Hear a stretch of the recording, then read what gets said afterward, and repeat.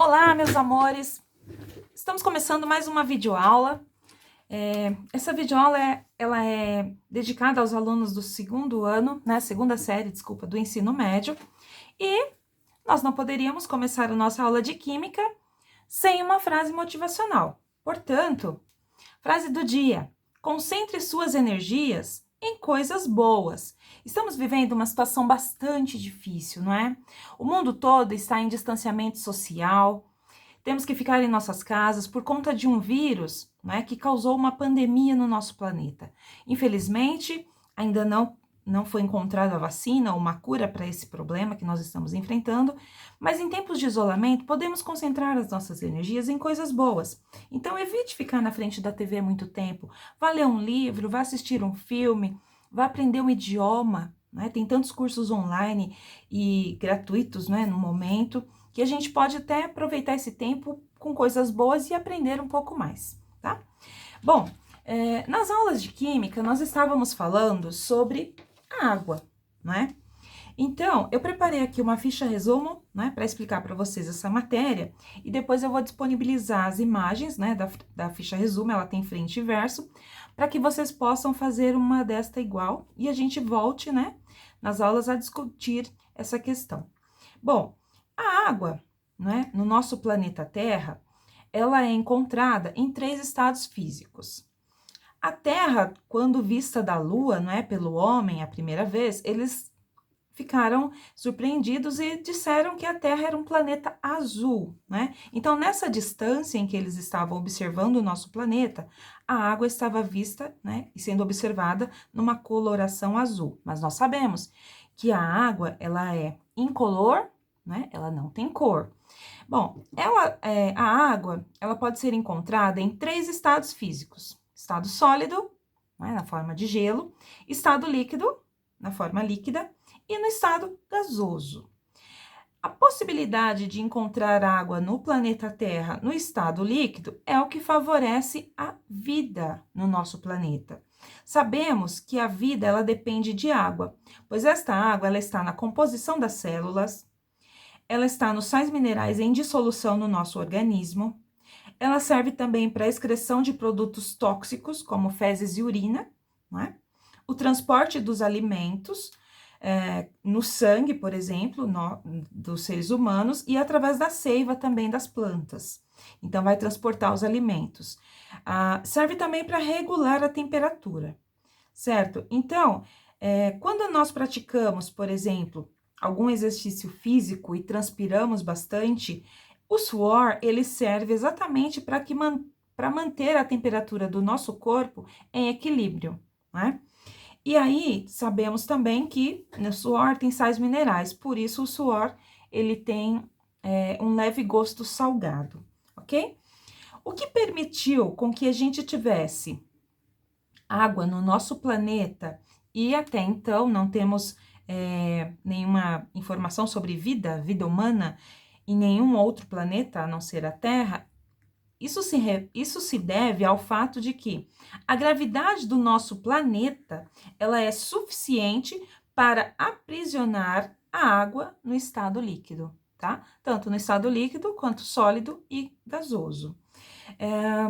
O que nós podemos, né, relacionar com isso, eu vou falar um pouquinho mais à frente sobre a questão do distanciamento, não é? Se a gente for analisar, então, a distância entre o Sol e os planetas, nós vamos perceber o quanto isso é importante de ser entendido, está bem? Bom, eu vou pegar, então, o verso da ficha, né, para a gente continuar essa explicação. No nosso planeta, a distribuição de água, ela está relacionada a essas porcentagens. 97,2% estão nos oceanos e nos mares. Então, essa água é salgada, não é? Ela não é própria para o nosso consumo. Ou seja, nós não podemos tomar essa água do mar, porque ela está com uma concentração alta de sais. 2,11% da água do nosso planeta, ela se encontra nas geleiras e calotas polares. Portanto, esta água está no estado sólido. E 0,6% da água do planeta se encontra nos lagos, rios e águas subterrâneas. Esta é a porção que nós temos de água disponível para o consumo humano, não é? Nós costumamos ouvir em reportagens que a água do planeta está acabando. A água do planeta está acabando, a água do planeta está acabando. Na verdade, o que está diminuindo é a quantidade de água doce disponível. Por quê?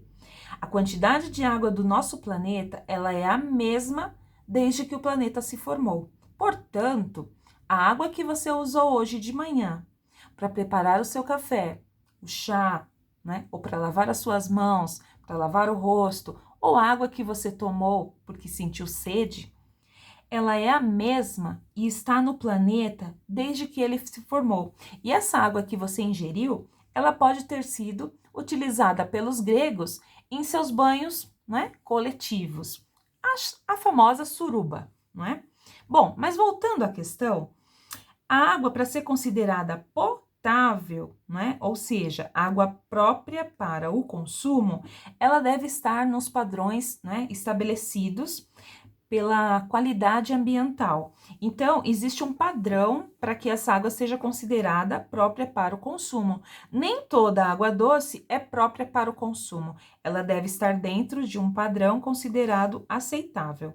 Nós vamos ver isso um pouquinho mais para frente, tudo bem? Bom, a água é formada pelos elementos químicos hidrogênio e oxigênio, na proporção de 2 para 1. Por isso, a fórmula da água é H2O.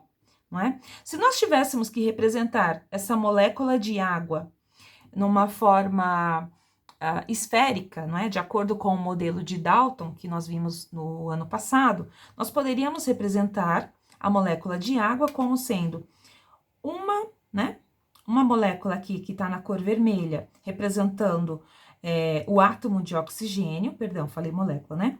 E esse que está em roxo representa o átomo de hidrogênio. Então, a molécula de água, ela seria formada, né? Se conseguimos observar, mas de acordo com uma representação do modelo de Dalton, nós observaríamos essa semelhança com, por exemplo, uma cabecinha do Mickey, não é? Então, tem uma bolinha maior e duas pequenas. Esta é a fórmula, então, molecular da água. A água, ela permite que a gente consiga dissolver nela várias substâncias, não é? Ela é desculpa, perdão, gente. A água é considerada o solvente universal. Então, para a gente ter, né, uma solução, o que seria uma solução? É um soluto, né, mais um solvente. Em química, né, os significados das palavras, eles se modificam. Então, eu posso, por exemplo, em matemática, falar que uma solução é o quê? É uma resolução de um exercício, é uma solução de um problema, não é? É uma questão resolvida. Mas, em química, uma solução, na verdade, é o quê? É a mistura entre duas substâncias. Um soluto, que pode ser um sólido ou um líquido, né, em menor quantidade, e o solvente, que é aquela substância que vai dissolver ou solubilizar esse soluto. Então, aqui nós temos uma representação, um copo com água, né? A água aqui em azul representando o solvente. Claro que nós sabemos que a água é incolor, mas eu coloquei essa cor para a gente observar o seguinte: se nós tivermos um soluto numa cor, por exemplo, roxa, como essa que está aqui, lilás, não sei como é que vocês estão vendo aí na tela, e nós dissolvermos esse soluto dentro dessa água, nós vamos ter, então, uma solução, ok? Então, solução para química é o quê? É a mistura entre um soluto e um solvente, tudo bem?